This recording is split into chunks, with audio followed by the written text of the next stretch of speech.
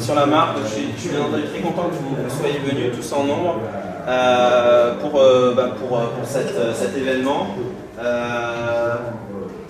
Donc, je m'appelle Antoine Murguer, je suis le directeur de la marque Abarth en France.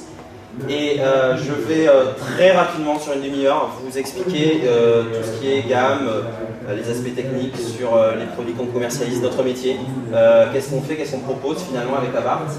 Peut-être la première chose, c'est peut-être la question que vous vous posez, c'est pourquoi je vous ai fait venir à Sport et Collection. Donc cet événement, c'est pas la première fois qu'il se monte, ça fait 15 ans qu'il est monté. C'est un événement c'est une équipe de bénévoles qui a monté ça il y a 15 ans. C'est pour la recherche contre le cancer, donc bien entendu pour moi au niveau de la marque c'était important de pouvoir m'associer à ce type d'événement parce que derrière il y a une portée en plus et c'est utile. Donc c'est en partenariat avec le CHU de Poitiers et la recherche contre le cancer. L'événement bien sûr a une certaine crédibilité, enfin, vous avez pu vous rendre compte même en courant qu'il y avait quand même pas mal de belles autos. On attend finalement 1600 voitures demain, dont 500 Ferrari. C'est assez unique. Donc Abarth est le partenaire officiel de l'événement. Et dans ce cadre-là, on a fait un certain nombre de choses, un dispositif d'essai de la gamme, etc. etc. Et en fait, pour moi, l'objet de cette présence, c'était fêter les 60 ans de la marque. Voilà, juste pour qu'on le sache, Abarth, c'est nouveau, mais en fait, ça existe depuis très longtemps. 1949, c'était le 31 mars. Qu'un monsieur qui s'appelait Karl Abarth, qui était autrichien, monte la structure Abarth. Alors ce monsieur, il va commencer à... C'est un fou d'automobile, il est pilote. Quand il a une vingtaine d'années, son père émigre en Italie. On est dans les années 45. Donc pour les raisons évidentes, il va émigrer en Italie. Et là, il va italianiser un peu son prénom, entre autres. Donc le Karl avec un K va devenir Carlo. Peut-être c'était mieux pour les filles, j'en sais rien. Mais en tout cas, voilà, il va italianiser son prénom. Il part là-bas, il va commencer à travailler sur la compétition auto. Il va piloter, il va avoir un grave accident de moto à 2 reprises, il va arrêter, il va se concentrer sur la préparation. Alors l'idée c'est de savoir qu'est-ce que la préparation. La préparation sur des modèles mais divers et variés. Il a travaillé sur Porsche, Renault, Simca, c'était pas Fiat au début, il a travaillé sur plein de modèles. Et il a entre autres fait des systèmes de préparation basés sur la marmite. En italien, qui ne veut pas dire la même chose qu'en français bien sûr, c'est des pots d'échappement. Marmite, c'est les lignes d'échappement. Et les lignes d'échappement à l'époque il les vendait dans des caisses en bois, on est dans les années 60, donc c'était là-dedans qu'il les vendait. Il avait un catalogue assez important. Il a aussi fait des systèmes d'injecteurs voilà, son job préparateur sportif, c'était prendre des voitures de série, les transformer, améliorer pour plus de performance. Et il a fait ça. Il a donc monté sa société et il a commencé à se spécialiser dans les marques italiennes et entre autres les véhicules du groupe Fiat. Ce qui l'a conduit jusqu'en 71 où la marque et le groupe Fiat a racheté la structure de Abarth. Et c'est devenu le préparateur maison intégré. En 79, Carlo Abarth est décédé. Voilà. Et il laisse un palmarès énorme. C'est-à-dire qu'encore une fois, on ne connaît pas forcément trop en France, mais sur 21 ans de compétition, 10 records de vitesse mondiaux, 133 internationaux et plus de 10 000 victoires en course. Et il a une production qui ne s'arrête pas à la 112 Abarth, la 500 Abarth et la Retro, peut-être que vous connaissez. C'est 150 modèles sur 15 ans, donc il y a un catalogue qui était important. Vous voyez quelques belles productions. Il a travaillé avec les plus grands designers, je pense que les noms vous parlent, Pininfarina, Bertone, tous ces Zagato, tous ces designers, en fait il travaillait avec, lui il faisait toute la partie châssis, moteur, et il s'associe aussi avec les designers pour faire des versions comme celle-là, des versions dessinées par Pininfarina 250A, donc des modèles d'exception. Et puis, il travaillait donc sur Fiat, et entre autres sur la petite 500. Alors je prends l'exemple de la 500 parce que ça parle. Donc on est en 1958, et en fait la version Fiat fait 13 chevaux. Alors c'est pas des chevaux fiscaux, c'est bien des chevaux DIN.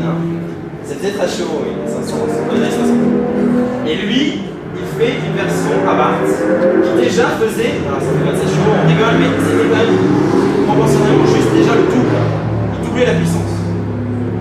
Et ensuite une version SCS, en on reviendra dessus, qui faisait 32 chevaux.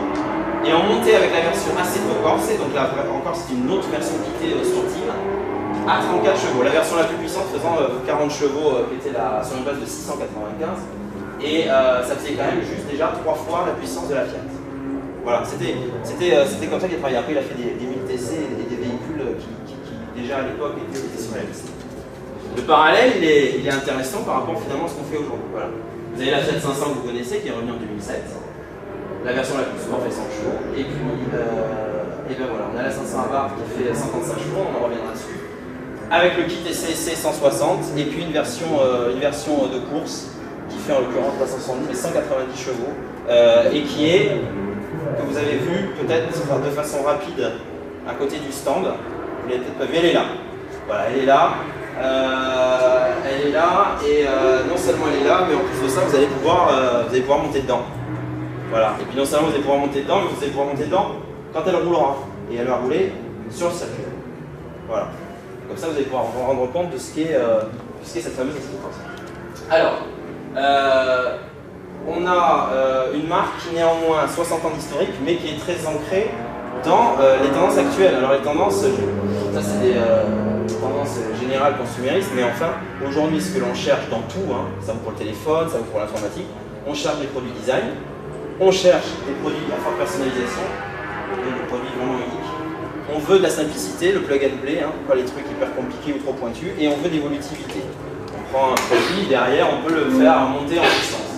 Nous, voilà, la marque Abarth dans l'automobile, alors c'est ça qui est assez particulier, j'appuie sur c'est particulier dans l'automobile, c'est que donc notre concept c'est le petit mais méchant, hein, c'est ce que Carlo Abarth disait de sa production, et aujourd'hui c'est ce que l'on a des petites voitures, on ne fera jamais de grandes voitures.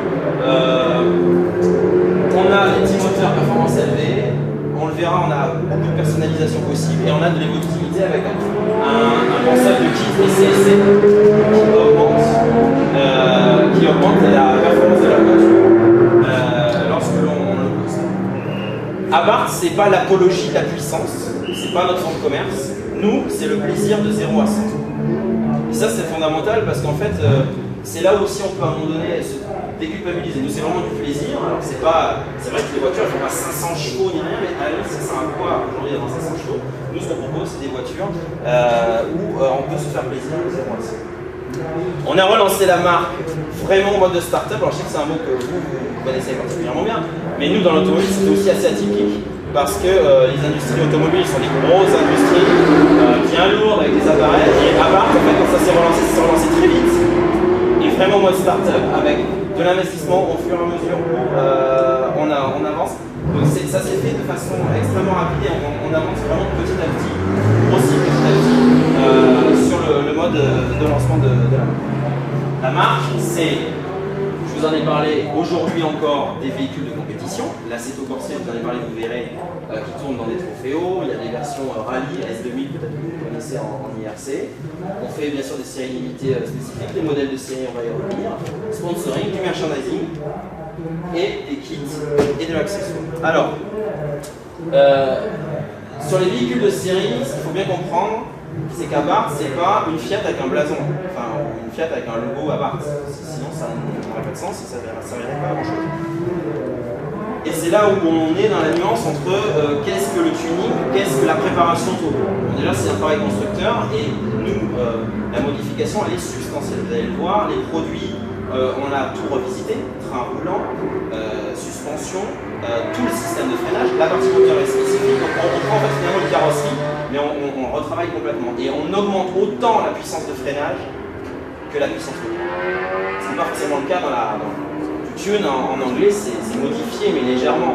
C'est là où on a un vrai travail différent. Et quand on modifie, nous, on s'associe avec nos partenaires avec qui on est en compétition. C'est Pirelli pour les pneus, c'est Moselle pour les gens, c'est Samuel pour les sièges, tous ces